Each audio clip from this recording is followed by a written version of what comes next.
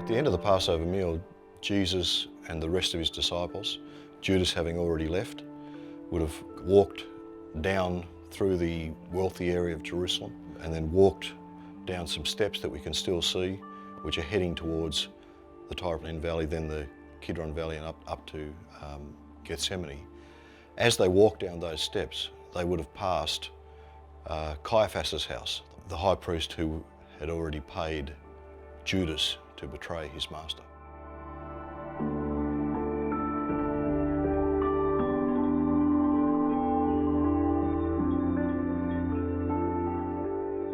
It had been Jesus' custom to spend some quiet time with his friends in a garden on the slopes of the Mount of Olives, just out of the Kidron Valley.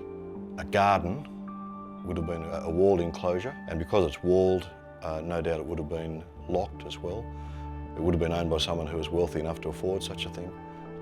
It raises questions who owned it, that Jesus knew, that made it available for Jesus and his friends. The interesting thing in Mark's account of the arrest is there's a young man who is there dressed only in a linen garment, and someone grabs it, and this young man has to flee naked.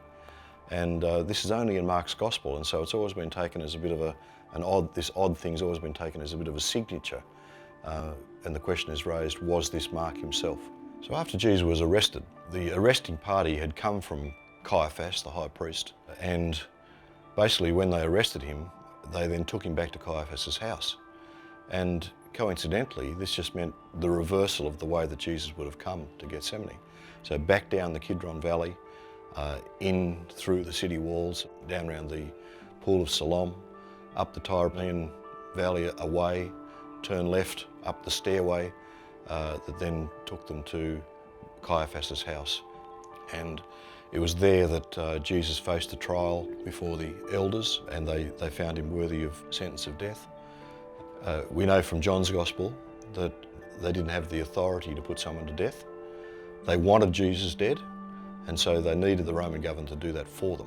They would have taken Jesus from Caiaphas's house early in the next morning, back up to Mount Zion, which is where Herod's palace was, the old palace built by King Herod the Great. And that was Pilate's residence when he was in Jerusalem. So they would have taken him to that palace in order to have Pilate try Jesus, and they were hoping he'd put him to death. And so early the next morning, that's what happened. There was a trial before Pilate, and the result of that was, in the end, Jesus was handed over to be crucified at a place called Golgotha, or the place of the skull.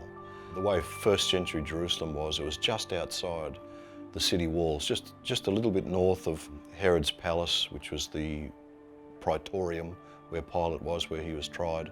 So they would have just taken him a little bit further north, 10 minutes walk, and crucified him at this place of the skull, Golgotha.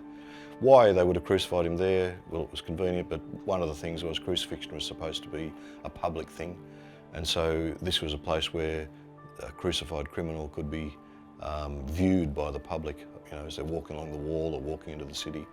And so the deterrent value of the crucifixion would have been most powerful.